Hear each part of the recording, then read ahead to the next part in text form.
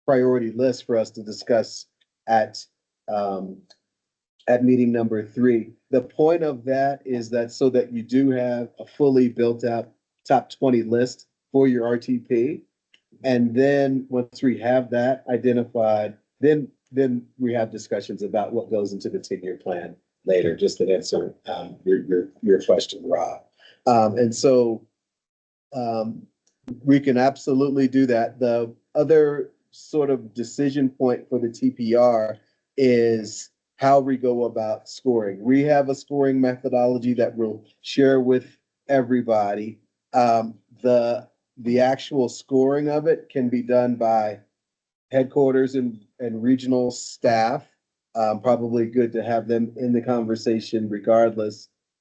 Or you all could create a subcommittee that would include us as well, and of course, region staff, because they've got all the project expertise in terms of scoring, the actual scoring of it.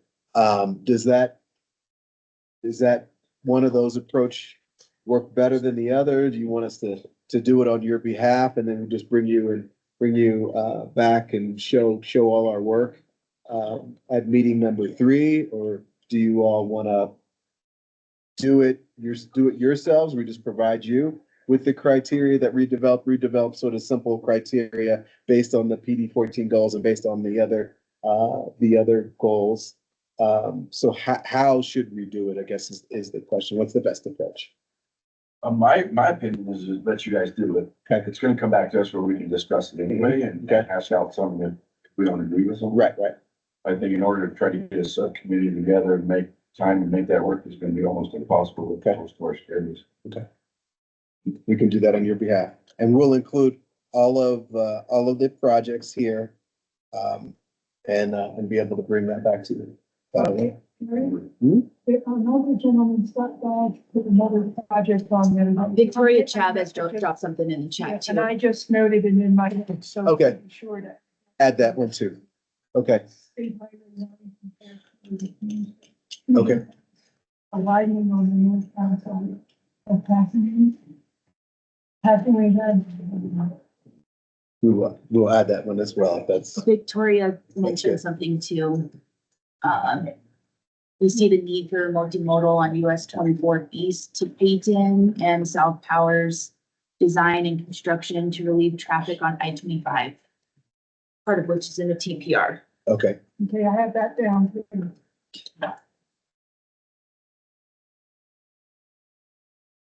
All right. So I think that we are, at least directionally, we're set with what we need to do for our January 13th meeting.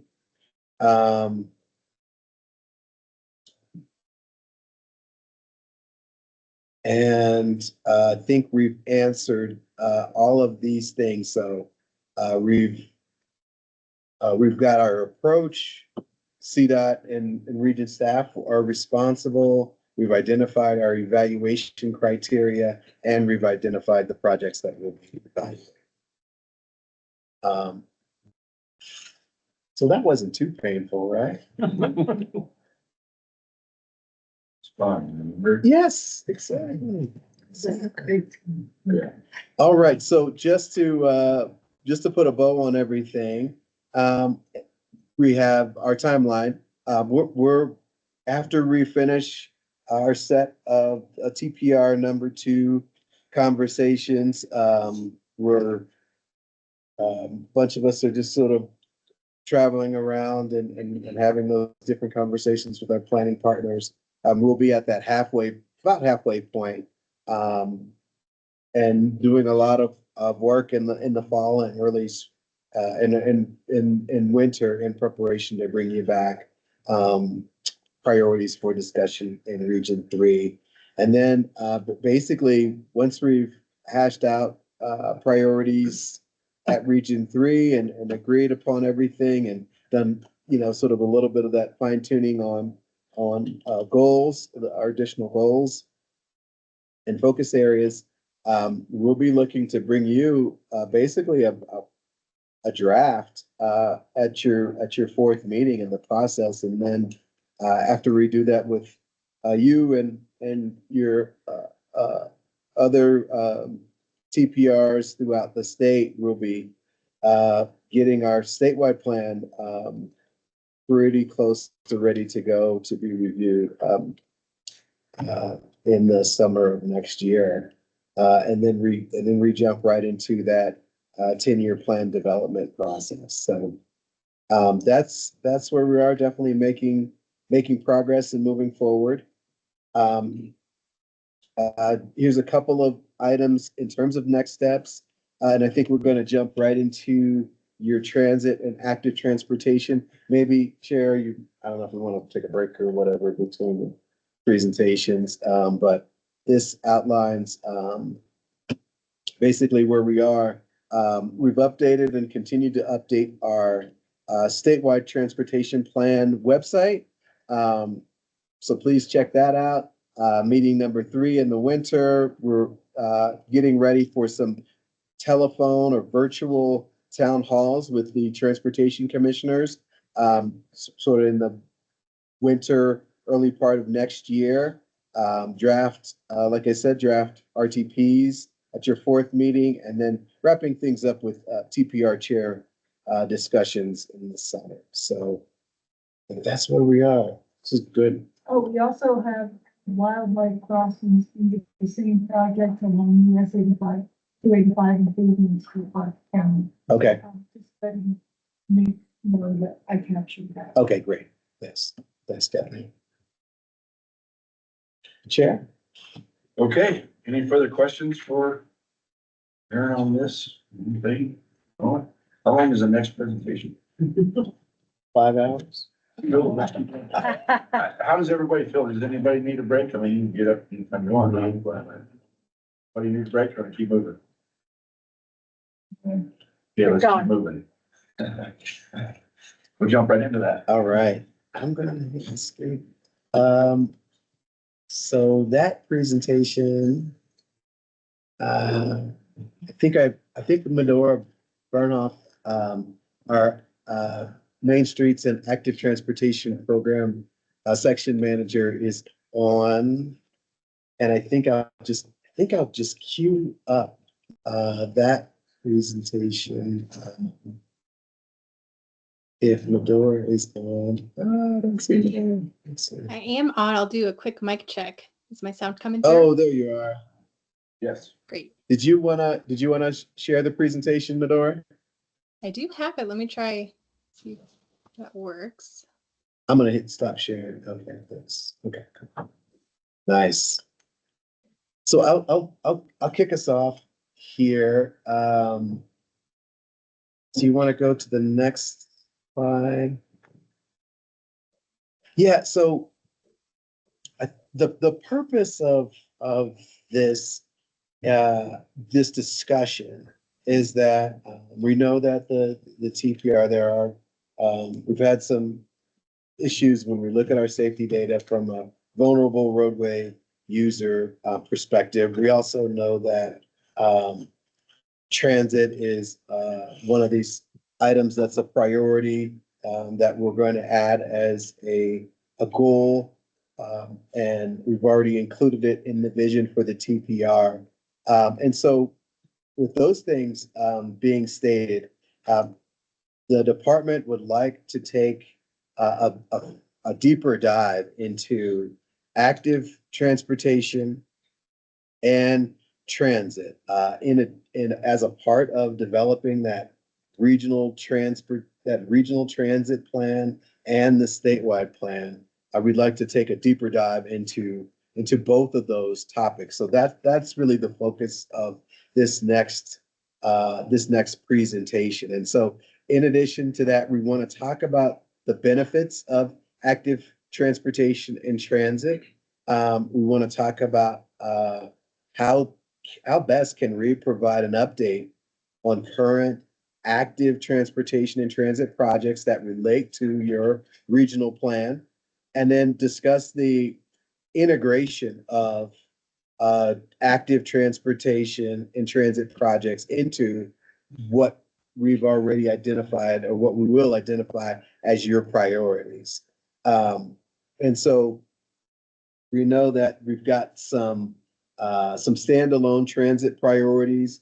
We also know that there's opportunities for us to include, especially you think about a safety project. It's great to have, safety is obviously one of these major important elements to just about every project we do, and especially from a PD Policy Directive 14 perspective. And when we're doing that project, it makes sense for us to have what we call a complete project that is not only safe for the traveling public, those who are in a vehicle or a truck or on transit, but also something that would be safe or appropriate for those who are on a bike, walking, or rolling. And so with that, I will pass it off to Medora to talk about this concept of having a complete project and the benefits of having a complete project. Well, thank you, Aaron. As Aaron said, my name is Medora Bornhoft, and I lead the Main Streets and Active Transportation section for CDOT. And what we see for complete projects are a range of benefits and considerations when putting those projects together, really focusing on how the project serves the people, the needs and experiences of all users, prioritizing safety, looking at cost-effective solutions that provide the best value in delivering those benefits, how the project improves mobility, provides choice, and meets the demands of current transportation users and future users over the life of the project, and making sure that it fits the context. So the project scope is going to vary considerably based on the context that it's within. So with that, I will jump into talking specifically about active transportation. I wanted to define some terms that we've already been using, so we may not need to spend too much time here, but active transportation is any human scale and typically human-powered mode of transportation, like walking, running, biking, etc. It also includes using a wheelchair or other personal assistive mobility device. And then defining the term vulnerable road user, it includes the people using those active modes along with people working in roadway work zones. And this term VRU is really essential as part of our safe system approach when we look at safety and recognizing that humans are vulnerable, humans make mistakes, and redundancy is crucial for advancing our transportation safety. And another term I wanted to define that you probably are already familiar with is disproportionately impacted communities, or DI communities. So this is the map for Central Front Range, and that darker blue color are the disproportionately impacted communities as defined through statute, and includes categories of low income, housing cost burden, communities of color, linguistic isolation, historically marginalized, cumulative impact, tribal lands, and mobile home parks. So I wanted to take a minute to talk about why we invest in active transportation. And two of the key reasons relate to our Policy Directive 14 goal areas of safety and sustainably increasing transportation choice. These are so important for the state.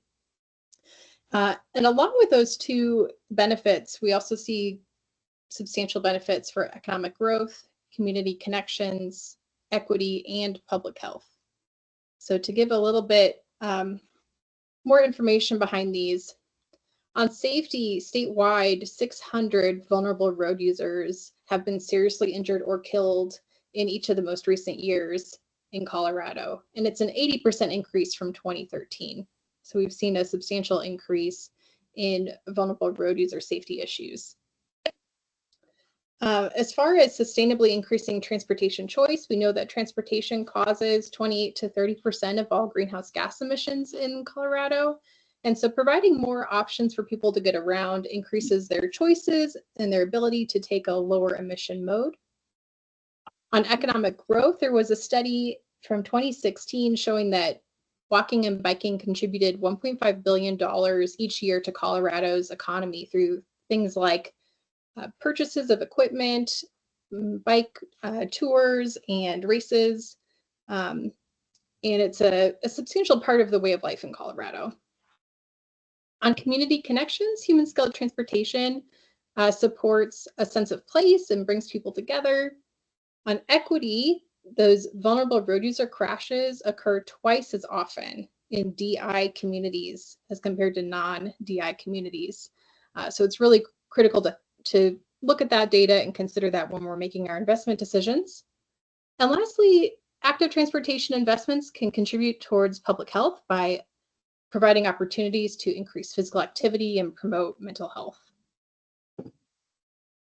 So next, here's a list of ways to fund active transportation. And for time, we're not going to go through these, but this slide is available to you, and all of these underlined orange text are links. So you can get more information about these grant programs.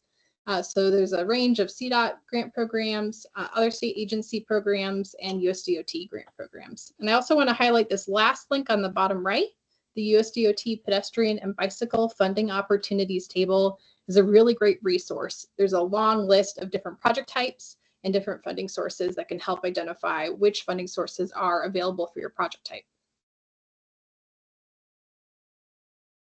And last element here that I want to emphasize are considerations for which locations make a good fit for an active transportation investment. So looking at unmet and existing demand for active transportation, looking at things like locations near schools, parks, main streets, or residential locations, because we know that counts of active transportation users doesn't tell the whole story. There are many places people would like to walk or bike, but they can't because it doesn't feel safe and it's not safe. So looking at the land use can be really helpful for identifying where that investment is needed. Project locations that close a network gap or enhance safety at a location where a VRU crash or a near-miss VRU crash occurred. Projects within a mile of an existing or planned transit stop, and projects that serve a disproportionately impacted communities. So these are all things to keep in mind when identifying locations for active transportation investment that could be helpful as you're going through your plans, project considerations, and ensuring that active transportation is incorporated as much as it can be.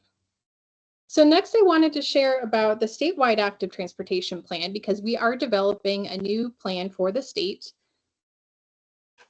This plan is in development now and is expected to be adopted in the spring. The active transportation plan is not a project-based plan. It is a strategic plan that will identify goals, policy recommendations, and action steps to help advance active transportation planning. It will integrate with local and regional bicycle and pedestrian plans. It will create a tool to prioritize active transportation investments. And we'll also integrate with other statewide planning initiatives like our long-range statewide plan, our strategic highway safety plan, and transit connection study. We are developing the goals for this plan right now. These are still draft goals, and we are going to be further workshopping these goals with a community advisory committee that is informing this plan. But I wanted to share these now since they're in draft stage. So we have 4 goals for our plan. They include safety, equity, mobility choice, and connected communities. And for time, I won't go through each of these. I just wanted to share where we are in this process. For the plan, we have 3 phases of public involvement. The first phase was held this summer, and we had a public survey open. We had over 3,000 responses to the survey, and I will be sharing a few results from this in the next few slides. But we asked about active transportation activity, barriers to using active transportation, facility preferences, and each respondent's vision for state active transportation. We'll soon be going into phase 2, asking for perspectives on the vision for the plan, goals and strategies, and in phase 3, getting feedback about the implementation plan. We do have a statewide community advisory committee that is made up of local agency representatives and bicycle and pedestrian advocates. That committee met once already and is going to meet 2 more times through April 2025 when this plan is drafted. And so if anyone wants to get more involved, I recommend emailing Annalise Van Vano. Her email is on that slide, and you can get added to those meeting invites to get more involved in this active transportation plan. All right, so last, I just wanted to share what we heard from Central Front Range respondents to the survey that we held open this summer on active transportation.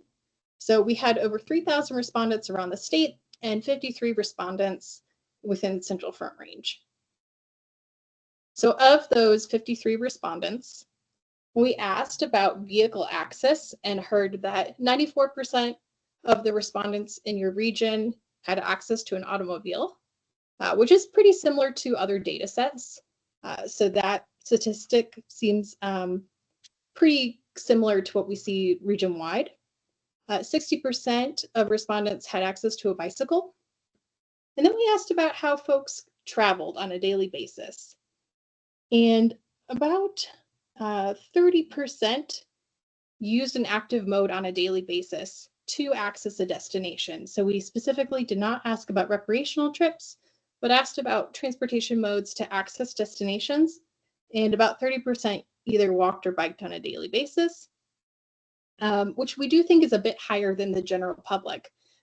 We made the survey open to anybody, but we recognize that a lot of survey respondents were more interested in walking and biking than perhaps the typical traveler. 69% of respondents drove on a daily basis, but didn't use any of these other modes on a daily basis. We asked about comfort on different pedestrian facilities. And so these are the 6 facility types we asked about in the pictures that we shared with the survey respondents. A lot of respondents were comfortable on a detached sidewalk, multi-use path, and narrow sidewalk attached to a road. A lot less comfort when there weren't those types of facilities. So shoulder and available grass on a residential road, only 9% were confident or comfortable on that facility. 16% reported being confident or comfortable without a shoulder, and 6% comfortable on a highway with a shoulder. And we also asked about biking and rolling on different facility types. And so the majority of respondents in the region were confident or comfortable biking or rolling on multi-use path, a bike lane with physical protection, and buffered bike lanes. About half were comfortable on a bike lane without a barrier. 41% were comfortable on a sharrow on a residential road. And then that comfort dropped substantially to 10% for highway with a shoulder and 2% for highway without a shoulder. On the barriers that the respondents faced to walking, the top barrier that we heard was the distance and time that it would take to access the destination. So 62% cited that as a major barrier to walking. We also heard too much car traffic, feeling unsafe to cross major streets, lack of sidewalk, and poor sidewalk condition as some of the leading barriers to walking. For biking and rolling, the top barriers included a lack of dedicated bike lanes or bike paths, too much car traffic, the distance and time it would take to access destinations by bike, and concerns for personal safety. And lastly, I wanted to share the open-ended responses we heard when we asked about the respondents' vision for active transportation. So first, we categorized the responses into these 4 basic categories you see in the pie chart on the left. So a lot of responses were asking for more investment in active transportation, and that was 75% of the responses. We heard recommendations for specific locations for investment. We also heard some respondents requesting less spending on active transportation and more of a focus on other priorities for transportation, such as resurfacing. And another category we identified was some respondents asking for limiting biking on certain roadways. really that desire for separation between biking and motorized vehicles. We also categorize these visions into different themes that you see in the bar chart on the right.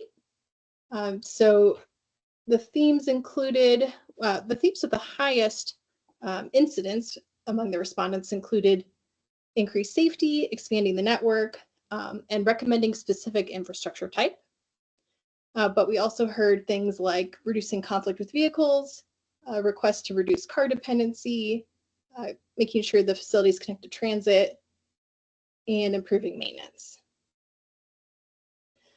So with that, I will turn it over and we will talk a little bit more about transit. Thank you. So yeah, reintroducing myself, I'm Emily Barden. I work with CDOT's Division of Transit and Rail and the planning team. Emily, you probably see what you're missing that. We're gonna shift real quick and.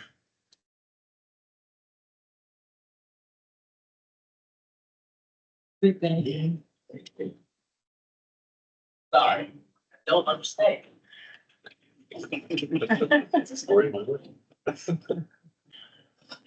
Okay, so hopefully everyone can hear me better. Okay, yeah, I will get started with the transit portion of the session.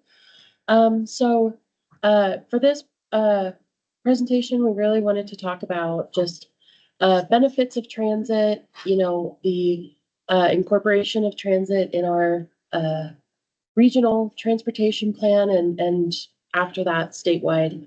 So I wanted to start with, you know, here at DTR, we have our statewide transit vision and our goals that we really try and, you know, line up with CDOT's goals as well, just providing mobility, excuse me, modally connected transportation network, providing those transportation alternatives for people who either don't want to use cars or cannot, you know, use cars, don't have those options available to them. You know, providing mobility, obviously there's a lot of people who would choose to take buses, but we also want to encourage our services around the state that provide crucial services to people who disproportionately don't have as much access to driving, such as older adults and adults with disabilities, and providing resilient transit networks as well. Think networks that, you know, can extend across statewide. We have local transit options within towns, regional within TPRs, as well as interregional, going from central range to outside and so on.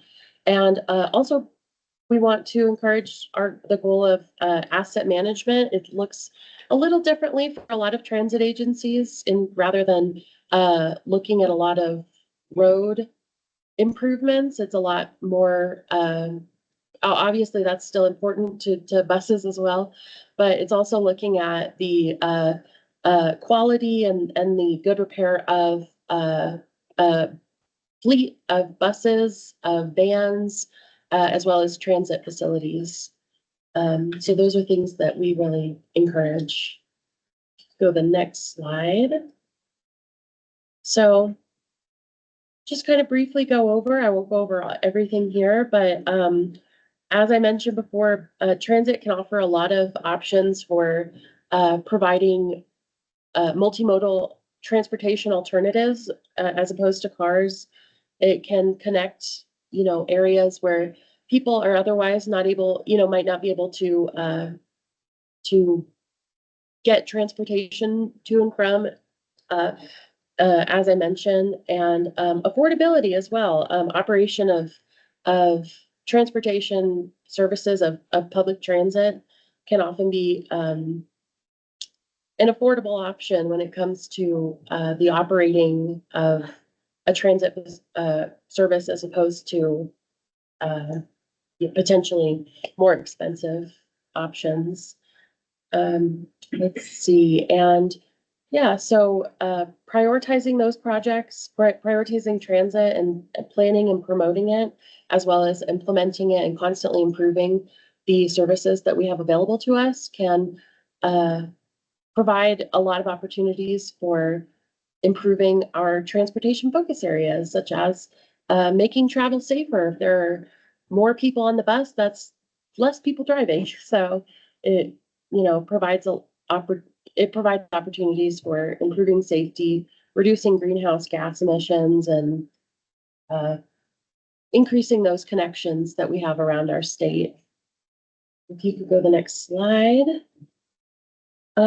In addition to benefits to transit in the regional plan, I also wanted to highlight here for both the TPR as well as transit agencies, we have planning requirements that we want to highlight in the regional transportation plan. So the Federal Transit Administration requires that on-demand transit providers are mentioned and have information in the regional transportation plan, and specifically in the section for the Coordinated Transit and Human Services Plan, in order to receive funding from the FTA. And so that includes 5310 funding, and other sources of funding. So this is pretty crucial.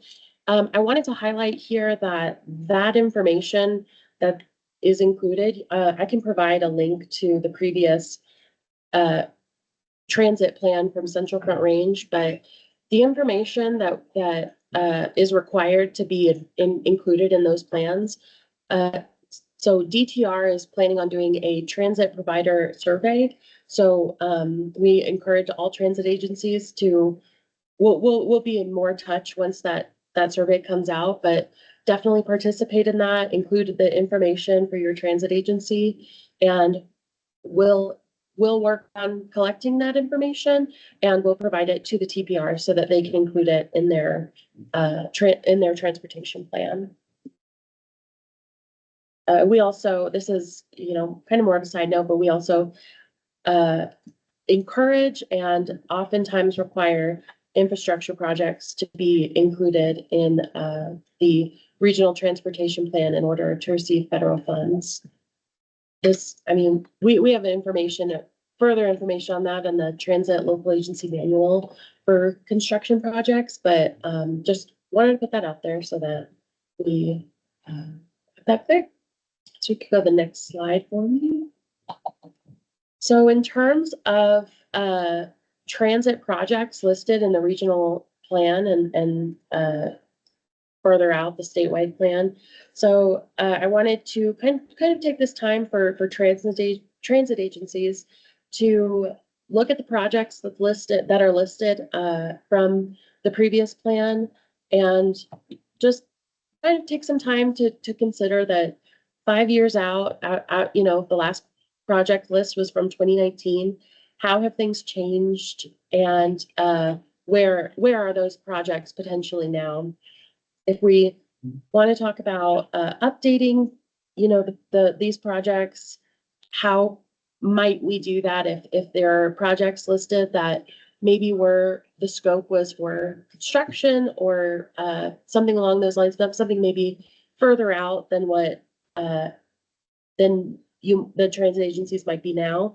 Maybe we want to look into adding to that scope of updated financial plan or feasibility study or something along those lines, something that can help move that project along that maybe there's a gap. And also if transit agencies see that they're listed as the lead agency for certain projects, and maybe that has changed. There's been talk about that already about, we were talking about West Cliff vehicle housing, but if there are things that maybe the lead agency should change, then maybe we want to talk about doing that. Who would be a better transit agency or agency to do that project or to lead that? So just wanted to keep that in mind. And I also wanted to put on here just a quick side note for transit agencies that there's going to be upcoming increase of transit funding, specifically mentioning Senate Bill 230 has recently been approved. And so there's going to be some increase in alternative transit funds and new transit funds. So just want to point that out that, you know, if there's a project you're looking to fill gap funding or looking for funding in general, definitely come, you know, talk to us and we can take a look at that, see if we can provide that. So if you could go, okay, so for next part, I wanted to provide a quick update to the transit connection study that DTR has been working on. So as we mentioned before, one of our big goals for transit for statewide is to provide connections throughout the entire state. And so that's one thing that the transit connection studies is seeking to look at. And so I just wanted to give a quick look into that. I believe at the moment we are in between the process of looking at the current state of transit as well as analyzing the gaps for transit. And so just kind of giving you a brief update on where we're at, looking at we are I believe we're almost complete with collecting all of our data for the current state of transit for all of the local transit as well as information that we have from busing and Outrider, where transit is, as well as frequency of where that is. And coming up after the gaps analysis, we will have, we hope to provide kind of a framework of recommendations for where transit connections could occur, or we hope to have certain recommendations for busing service expansions, as well as providing resources to transit agencies that are interested in if there are transit gaps in your area, how could that potentially be filled, or could you just mostly providing those resources so that you have so that transit agencies have this information. If you could go to the next slide. So let's see. So for the TCS, one thing that we want to highlight for what the TCS provides, we want to make sure that we want to be clear that this study is not is not going to give requirements or, you know, demands, of course, to local transit agencies. It will definitely inform expansion of busing Outrider services. However, the outcomes of the TCS will, while it will provide it will provide a heat map of sorts of gaps and needs for transit according to the analysis that we did, and it will give a section of prioritization for identified gaps that is available to transit agencies if you want to use that as a resource to you know, apply for an expansion of services or facilities or something along those lines. If you could go to the next slide. So this is once again the map we have listed for Central Front Range. We have busing services listed here, busing and Outrider, I should say, family of services, local transit, as well as on-demand transit services listed. So if you could go to the next slide. So in regards, in relation to the regional transportation plan, we once again, we want to really drive our point home that the transit connection study is not providing recommendations. The regional transportation plan is meant to provide input from locals, from local transit agencies into the state of transit and at a large in your region, and provide as well as inform priorities for how that what should be prioritized in transit. And the transit connection study will provide resources and recommendations, but it is more so than anything, it is if we're talking about requirements or anything, it's more so directed at what statewide is providing, what busing family of services is providing. And so, we kind of hope these two studies and planning activities to work together in a more comprehensive statewide plan.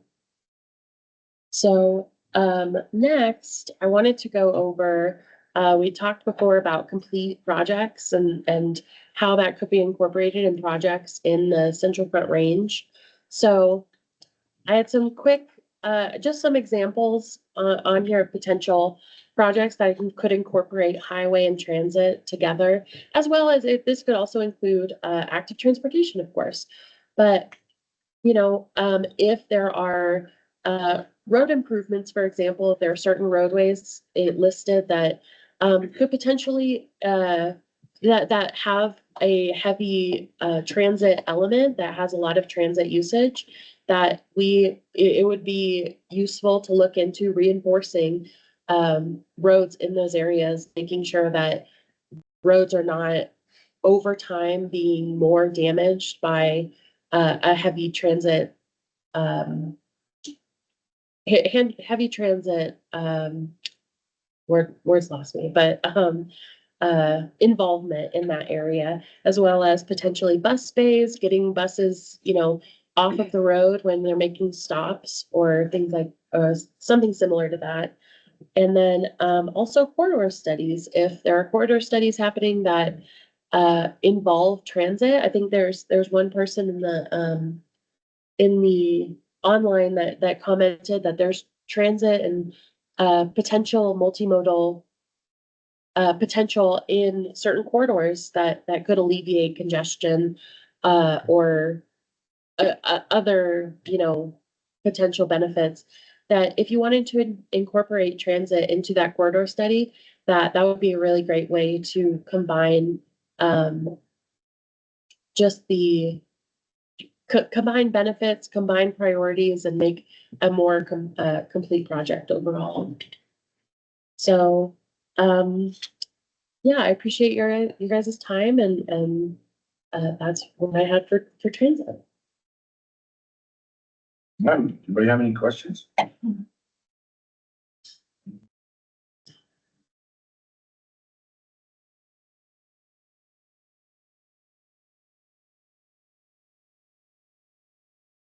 Got the next 4-hour presentation. All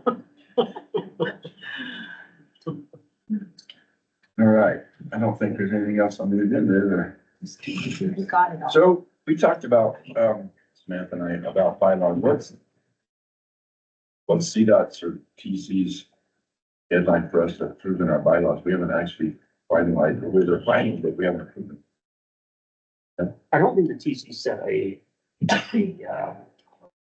our deadline to approve your bylaws, but I think as soon as you're ready, I think the last thing for TC to consider is the final decision on the actual boundary discussion, which is scheduled in November, but I think it's a deadline.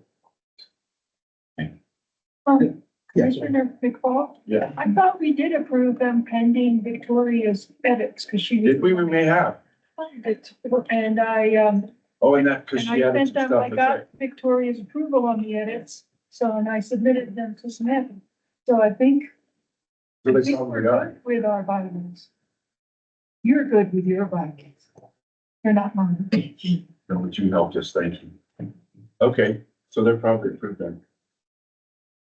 Told you, Samantha. I think, Commissioner, if I may. Yes, sir. There were just two last little pieces on that last presentation. Just in terms of if there were anything that anyone wanted to add in terms of complete projects that we should look at or maybe add to the list that we previously discussed, you could just feel free to email me, and Jeff. And we can also include people's ideas, TPR member ideas for complete projects as a part of, the screening that we'll do. I think that was in the last. Yeah, and it says by October 21st. Yes. Right. Yeah.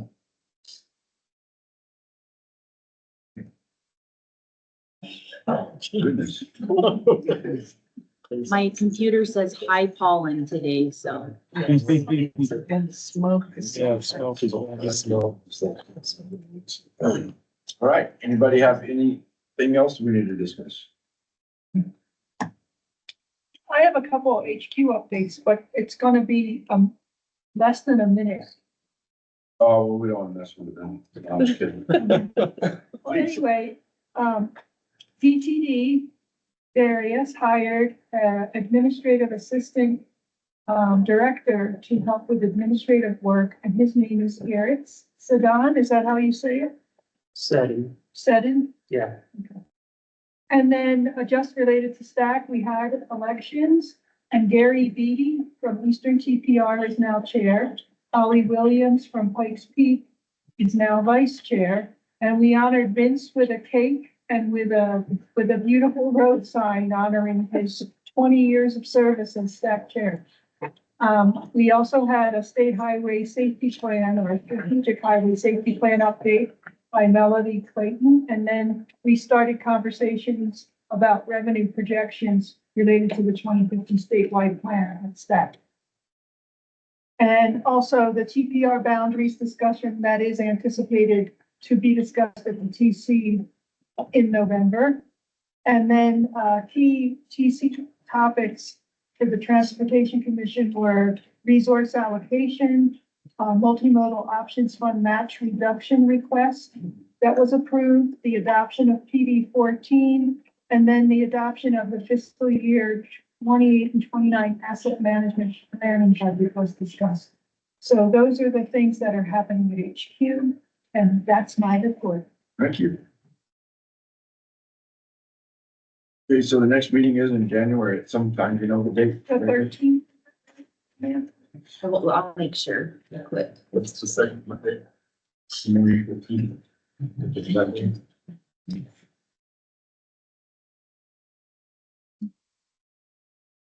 And it's a month deal. Yeah, I'm pretty sure it's the 13th. January? Yeah, it's the 13th. Is it gonna be 10 to 1, make it longer like this one? Or- I can if we feel like we need to. Aaron, do you feel we need to? Better to be safe and sorry. Okay.